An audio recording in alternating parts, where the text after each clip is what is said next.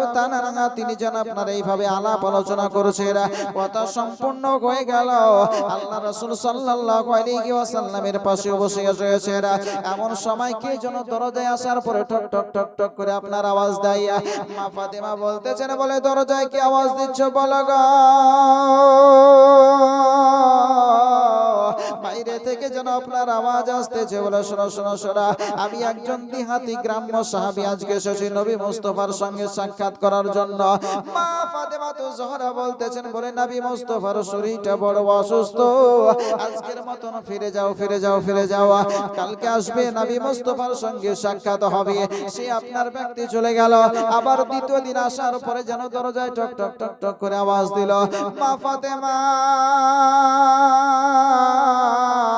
আবার যেন পূর্বের মতন জিজ্ঞেস করলে একই রকমই আপনার উত্তর পেলেন। আবার মা ফাতেমা তো জাহরা রাদিয়াল্লাহু তাআলা যখন বললেন ফিরে গেল। আবার তৃতীয় দিন এসেছেন আল্লাহর নবী সাল্লাল্লাহু আলাইহি ওয়াসাল্লাম, তিনি আপনার বলতেছেন, বলে ফাতেমা দরজায় আসার পরে কি আওয়াজ দিচ্ছে ফাতেমা একবার বলো। মা ফাতেমা তো জাহরা রাদিয়াল্লাহু তাআলা তিনি আপনার বলতেছেন, ইয়া রাসূলুল্লাহ নবী গো, আজ 3 দিন থেকে একজন গ্রাম্য আরবী সাহাবী এসেছে আপনার সঙ্গে সাক্ষাৎ করার জন্য।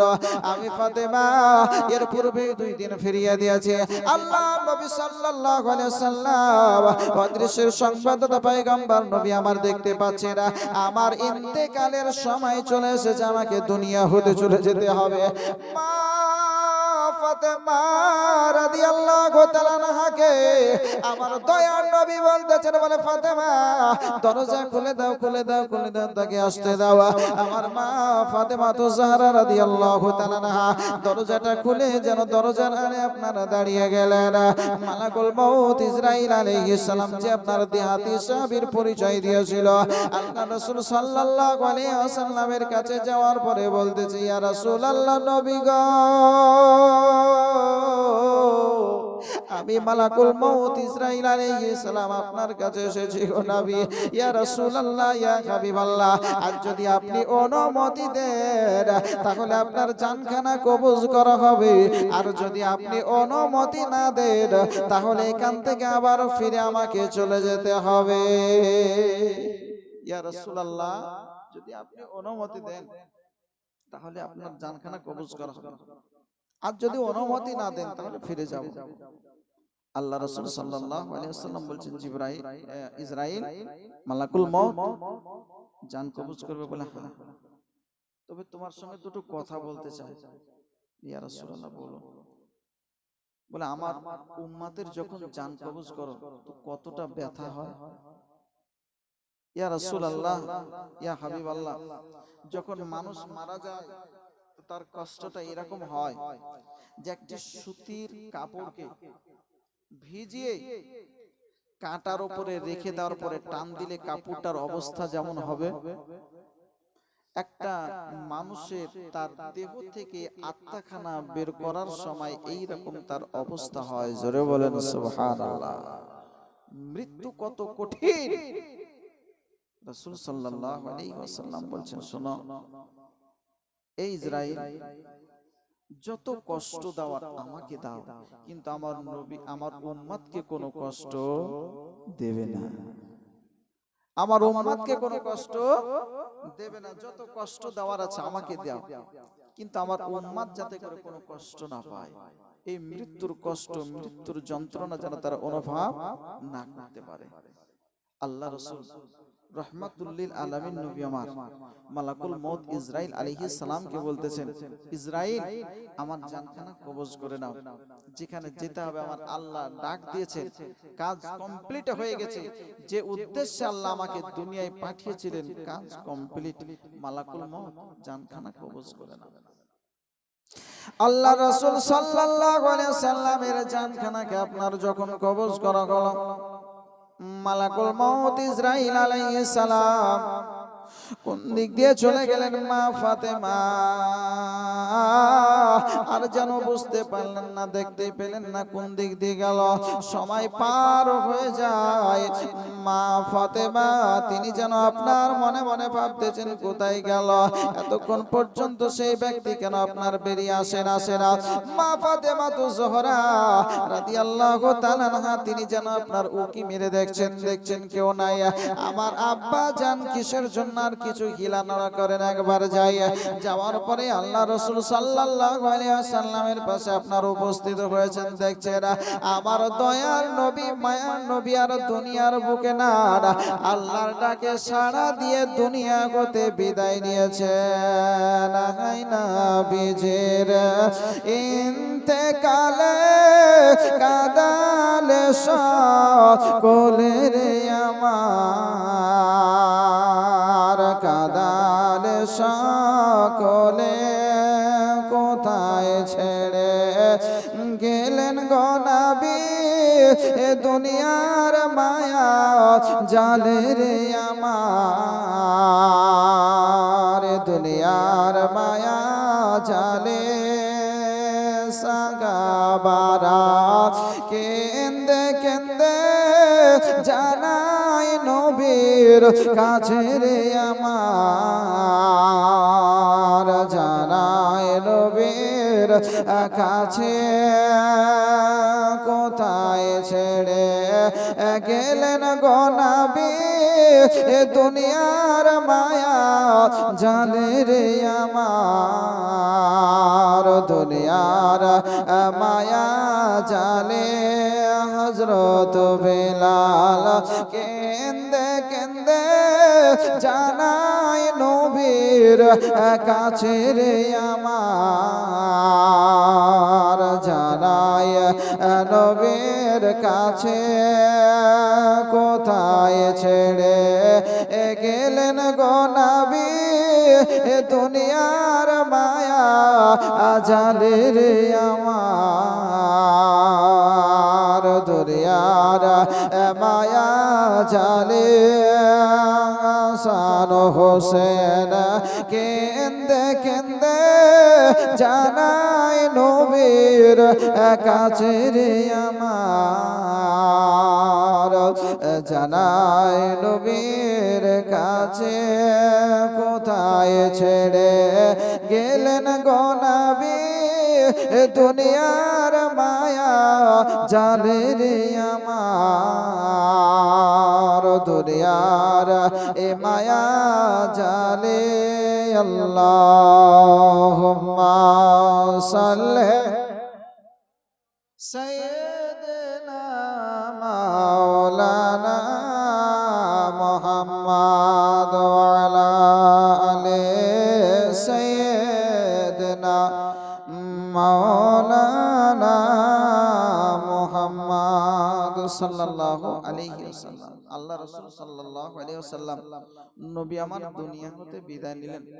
বাপজি আমার ভাইরা, নবী হচ্ছেন রহমাতুল লিল আলামিন নবী, সারা কুল কায়নাতের নবী, নবীদেরও নবী। তিনি দুনিয়া হতে বিদায় নিলেন। আমাদের বাপ, আমাদের মা, আমাদের দাদা দাদি, আত্মীয় স্বজন অনেকেরই কবরে গিয়েছে, তাই তো নাকি? কার কার দাদা কবরে গিয়েছে একটু হাত তুলে দেখান তো দেখি, কার কার দাদা কবরে গিয়েছে? দাদু বলেরা দয়ার নবী বিনে প্রাণ বাঁচে না, একবার দেখাও না আমায়, দয়ার রাসূল বিনে প্রাণ বাঁচে না, একবার শোনাও না আমায়, ওরে মরো আরে বলি তোরে দয়ার নবী কি গেছেন তোর পরে, মোর বলে গেছে সত, তবে নবীর পায়ের রেখা কেন পড়ে না, দয়ার নবী বিনে প্রাণ বাঁচে না, একবার দেখাও না আমায়, দয়ার রাসূল বিনে প্রাণ বাঁচে না, একবার শোনাও না আমায়, ওরে রাখাল আরে শোনো তো ভাই, দয়াল নবী আমার ওগো গেছেন কোথায়? রাখাল বলে চিনি না নাবি, রাখাল বলে বুঝি না নাবি, তোমরা নবী কারে কও? দয়া নবী বিনে প্রাণ বাঁচে না, একবার দেখাও না আমায়। দয়া রসুল বিনে প্রাণ বাঁচে না, একবার শোনাও না আমায়। তবে একটি লোক ওগো গাছের তলে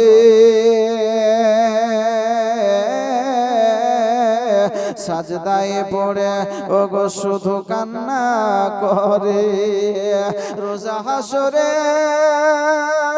মহাবিপদে, রোজা হাসরে মহাবিপদে আমার উম্মত কেমন হবে পার? দয়া নবী বিনে প্রাণ বাঁচে না, একবার দেখাও না আমায়। দয়া রসুল বিনে প্রাণ বাঁচে না, একবার শোনাও না আমায়। আল্লাহুম্মা সাল্লি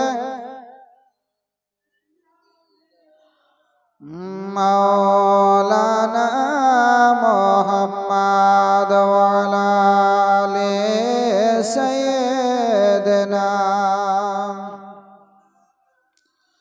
মুহাম্মদ সাল্লাল্লাহু আলাইহি ওয়াসাল্লাম। সাহাবায়ে কেরাম সবাই বলছেন নবীকে পাওয়া যায় না। সাহাবায়ে কেরাম বিশিষ্ট সাহাবীগণ যাওয়ার পরে যখন বললেন, তো বুঝতে পারছেন যে নবী আমাদের কথা আর উঠবেন না। যদি ওঠেন তো ইমাম হাসান হুসাইন, যাকে আমার নবী মুস্তাফা নিজের সন্তান অপেক্ষা ভালোবাসেন, ওই ইমাম হাসান হুসাইন যদি পারে তো আমার নবীকে সাজদা থেকে মাথা উঠাবেন। জোরে বলেন সুবহানাল্লাহ। ইমাম হাসান হুসাইনকে সঙ্গে নিলেন। যে ইমাম হাসান হুসাইন তিনারা হচ্ছেন জান্নাতি নওজওয়ানদের সরদার, সাইয়্যিদা শাবাবি আহলিল জান্নাহ, জান্নাতি নওজওয়ানদের সরদার ইমাম হাসান ইমাম হুসাইন রাদিয়াল্লাহু তাআলা আনহুমা। ইনারা যাওয়ার পরে রাসূল আকরাম সাল্লাল্লাহু আলাইহি ওয়াসাল্লামকে বলতেছেন, ইয়া রাসূলুল্লাহ, ইয়া হাবিবাল্লাহ, নবী গো আপনি সাজদা থেকে মাথা ওঠান। কিন্তু নবী আমার এখনো তিনাদের কথাতেও কর্ণপাত করেন না। উম্মতকে কত ভালোবাসেন গো, উম্মতের সঙ্গে কত মহব্বত। আজ উম্মতকে জাহান্নামের আগুন থেকে বাঁচানোর জন্য নবী আমার সাজদায় পড়ে রয়েছেন। 3 দিন থেকে একই ভাবে কন্দন করে যাচ্ছেন। যে আমার ভাইরা, যে নবী আমার দুনিয়ার বুকে আসার পরে কন্দন করলেন, পিতাকে মায়ের পেটে থাকা অবস্থায় হারিয়েছিলেন, পিতার জন্য কন্দন করেননি সেই ভাবে। মাকে হারালেন 6 বছর বয়সে, মায়ের জন্য সে কন্দন করেননি। দাদাকে হারিয়েছেন 8 বছর বয়সে, সেই কন্দন করেননি। কিন্তু নবী আমার কন্দন করছেন আপনার আমার মতন গুনাহগার উম্মতদেরকে স্মরণ করে। জোরে বলেন না সুবহানাল্লাহ।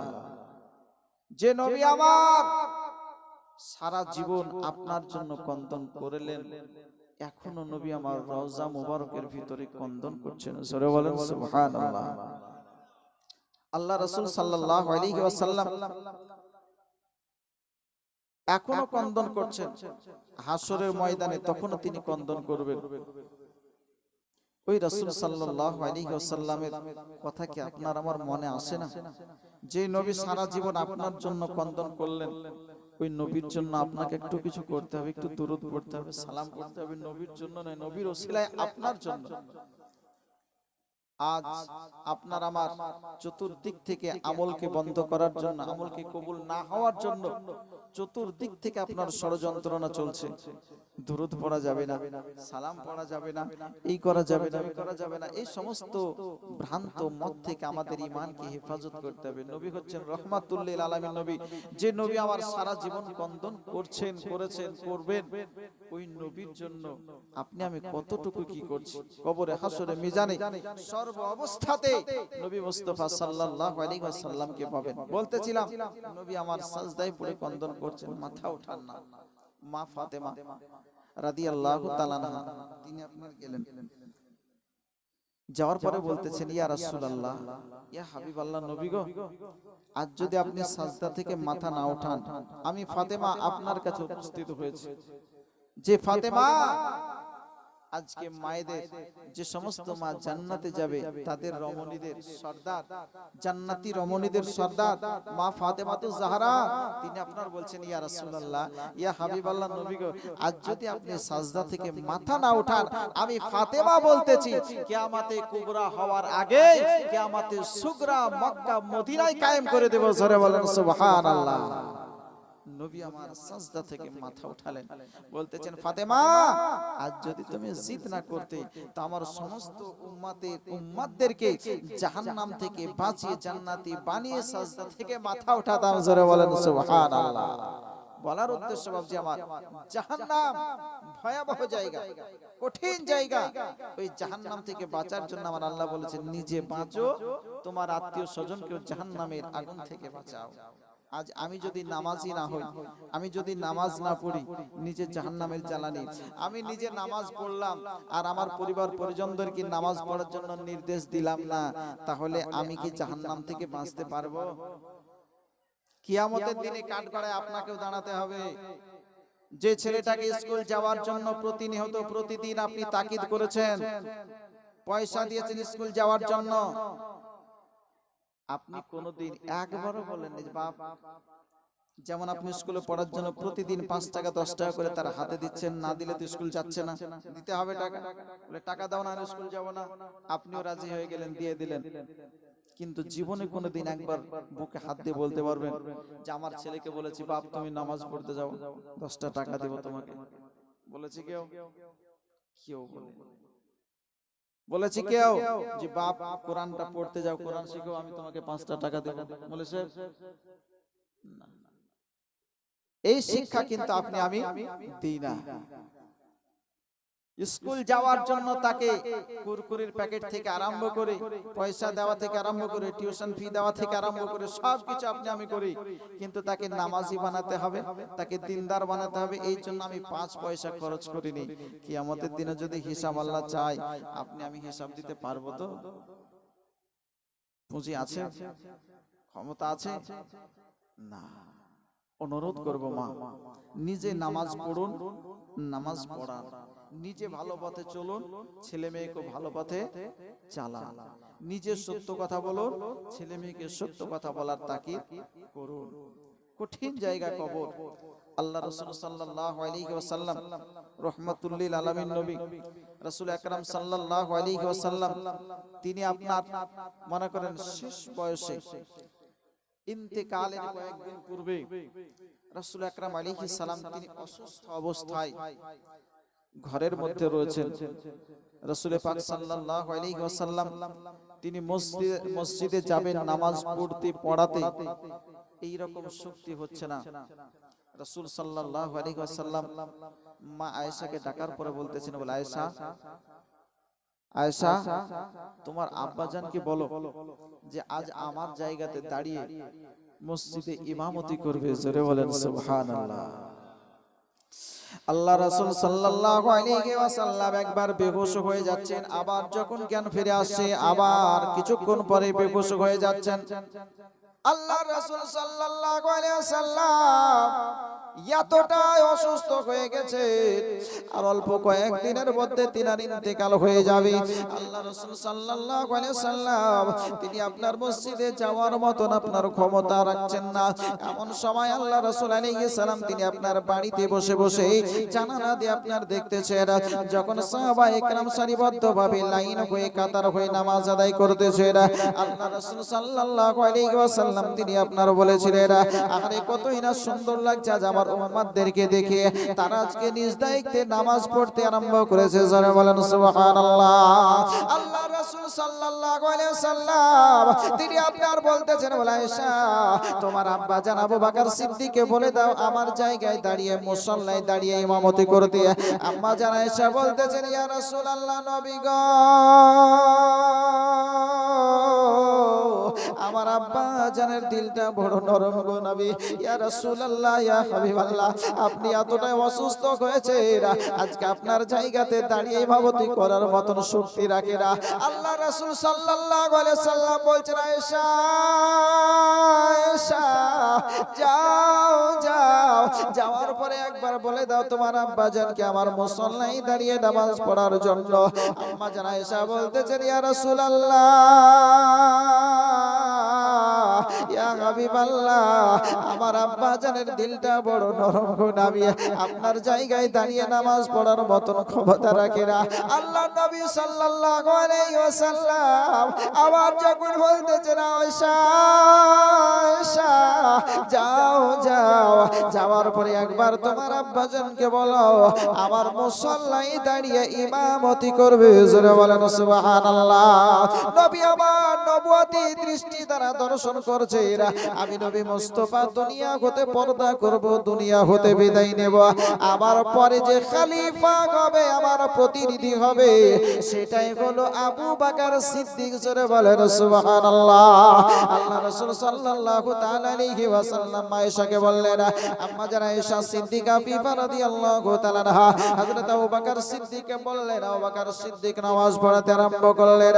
আল্লাহ রাসূল সাল্লাল্লাহু তাআলা আলাইহি ওয়াসাল্লাম হযরত শেরে খোদা হায়দার কাররার আলী মুরতজা রাদিয়াল্লাহু তাআলা আনহুকে আপনার ডাকলেন, আব্বাস রাদিয়াল্লাহু তাআলা আনহুকে আপনার ডাকলেন। দুইজন সাহাবীর কাঁধের উপরে হাত রেখে ভর করে নবী আমার মসজিদের ভিতরে আপনার প্রবেশ করেছেন। সাহাবায়ে কেরাম বুঝতে পারছেন নবী সাল্লাল্লাহু আলাইহি ওয়াসাল্লাম মসজিদের ভিতরে আসছেন। সাহাবায়ে কেরাম রাস্তা দিয়ে দিচ্ছেন। আবু বকর সিদ্দিক রাদিয়াল্লাহু তাআলা আনহু মুসাল্লা থেকে যখন পেছন দিকে হেঁটে চলে আসছেন, নবী আমার বলতেছেন, বলে আবু বকর তোমাকে পিছে আসতে হবে না, হবে না, হবে না, আজ তুমি মুসাল্লায় দাঁড়িয়ে নামাজটা সম্পূর্ণ করে দাও। আল্লাহ রাসূল সাল্লাল্লাহু আলাইহি ওয়াসাল্লাম আমার দয়ার নবী মায়ের নবী আলাইহিস সালাম এতটাই আপনার অসুস্থ হয়ে পড়েছেন, আর যেন আপনার শরীর সুস্থর দিকে আপনার আসে না, যত দিন যায় তত যেন আপনার অবনতি অসুস্থতা যেন আপনার বেড়ে যায়। আল্লাহ নবী সাল্লাল্লাহু আলাইহি ওয়াসাল্লামের পাশে আম্মা জান ফাতেমাতুজ জাহরা রাদিয়াল্লাহু তাআলা তিনি আপনার আসার পর উপস্থিত হয়েছেন। আল্লাহ নবী সাল্লাল্লাহু আলাইহি ওয়াসাল্লাম মা ফাতেমাতুজ জাহরা রাদিয়াল্লাহু তাআলাকে বলতেছেন, বলে ফাতেমা ফাতেমা শোনো রে বেটি, ফাতেমা শোনো, আর হয়তো দুনিয়ার বুকে আমি বেশি দিন বাঁচব না, থাকবো না। আল্লাহ পাক রব্বুল আলামিনের ডাকে সাড়া দিয়ে আমাকে হয়তো দুনিয়া থেকে পর্দা করতে হবে। আম্মা জান ফাতেমা রাদিয়াল্লাহু তাআলা আনহার চোখ দিয়ে যেন অজর নয়নে জল ঝরতে আরম্ভ করলো। মা ফাতেমা বলেছিলেন, আব্বা গো, আমার আম্মা জান খাদিজাতুল কুবরা দুনিয়া হতে বিদায় নিয়েছিলেন, আমার মায়ের ব্যথা অনুভব করতে পারি নাই, আপনাকে দেখার পরে মায়ের ব্যথা বেদনা মিটিয়ে নিয়েছিলাম গো আব্বা, যখন আপনি ছিলেন আব্বার ব্যথা বুঝতে পারি নাই, আর যদি আপনি বিদায় নিয়ে নেন, আমি ফাতেমা